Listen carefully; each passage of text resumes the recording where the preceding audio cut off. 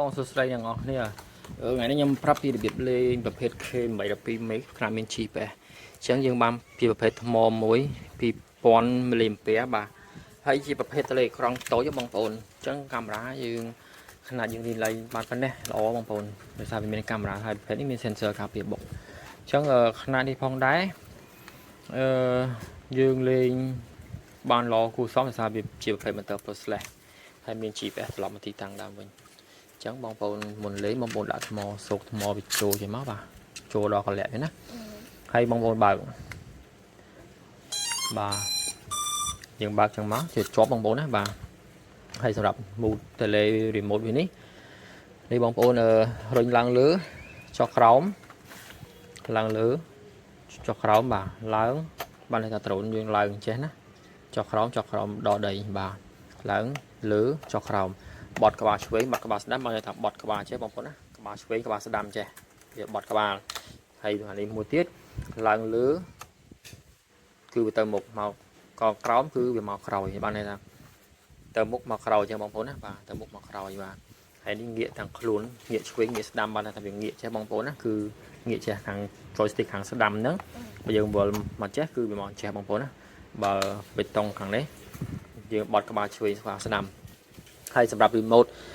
option function មាននៅក្នុងនេះវាប្រភេទយើងសាកថ្មបងប្អូនបាទយើងជាប្រភេទយើងសាកថ្ម tele ហើយយើងដាក់ memory ព្រោះក្នុងនេះមាន memory 8G បាទជាប្រភេទដាក់ memory បានហើយសម្រាប់បេតុងនេះគឺបើក start បាទបងប្អូនបើកទៅជាប់ទៅគឺឡើងមកហើយគឺវាគណិតជាមួយ tele វាអូតូហើយឥឡូវនេះគឺកាមេរ៉ាសេរីឡើងចុះបានមានសញ្ញាព្រួយមានបងប្អូនអត់ពិបាកទេអាចមើលបានហើយសម្រាប់នេះគឺកន្លែង start វាយើង start ចេះបានបងប្អូននេះបើបងប្អូនអត់ start បេតុងទេបងប្អូនជួយ start តាមខ្ញុំចេះនេះបងប្អូនចុចចឹងទៅនេះឃើញវាញាក់ភ្លើងបងប្អូនបានថា restart ជាមួយ drone ជាមួយ tele វាបាទហើយវាធ្វើការបានល្អហើយបេតុងបិទបើក GPS បងប្អូនចុច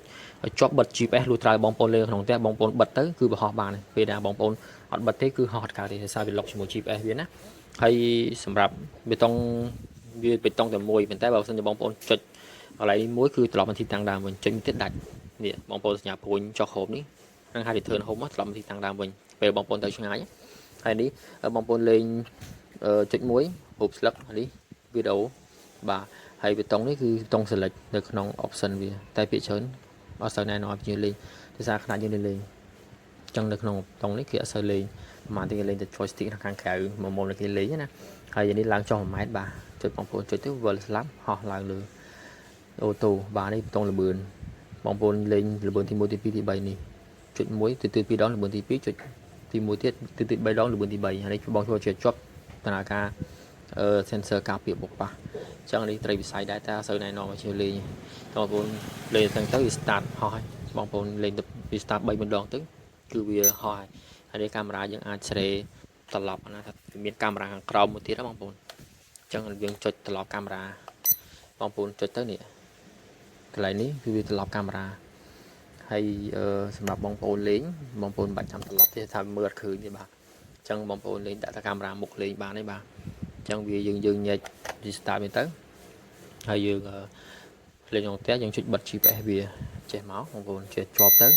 ហើយបងប្អូនរុញមួយគឺវិលស្លាប់ហើយបាទចង់វិលស្លាប់ហើយអញ្ចឹងរុញមួយទៀតគឺវាហោះហើយបាទអញ្ចឹងវាមានតែប៉ុណ្្នេះឯងបងប្អូន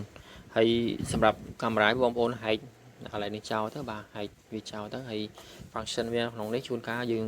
លេងទៅវាអត់អាចការពារបានទេដោយសារបើសិននេះ sensor ក៏វាអត់សូវការពារបុកប៉ះប្រហែលតែសំខាន់ទៅលើបងប្អូនលេង speed លបឿនវាទេកាលណាបងប្អូនទៅឆ្ងាយបងប្អូនលេង speed លបឿនវាទៅអាហ្នឹងអូខេហើយបាទអញ្ចឹងកាមេរ៉ាមាន2អញ្ចឹងបងប្អូនចុចទៅចុចចឹងទៅចុច select មកកាមេរ៉ាឡើងលើវិញបាទហើយបងប្អូនចុចមកវិញមកចង់បានកាមេរ៉ាមកក្រោមគឺកាមេរ៉ាមកក្រោមហើយបាទបងប្អូនចុចទៅនេះវាត្រឡប់កាមេរ៉ាបងប្អូនវាត្រឡប់ចុះត្រឡប់ឡើងអញ្ចឹងយើងចុចទៅបាទមកវិញមកបាទអរគុណច្រើនហើយនៅក្នុងនេះផងដែរវាមានកបាំងការពារស្លាប់បងប្អូននេះកបាំងការពារស្លាប់មានដូចមានទូលវីហើយសម្រាប់កបាំងការពារស្លាប់បងប្អូនដាក់ចេះណានេះខ្ញុំប្រាប់ពីរបៀបដាក់បងប្អូនរកឡៃកឹបវាមកនេះបងប្អូនញុកចឹងមកណានេះញុកមកគឺការពារស្លាប់យើងបងជាងហើយវាឡងចេញវិញបាទបងប្អូនញុកវាដល់លាក់វាណានេះវាមានកលាក់វាណាបាទអូខេបាទអរគុណច្រើន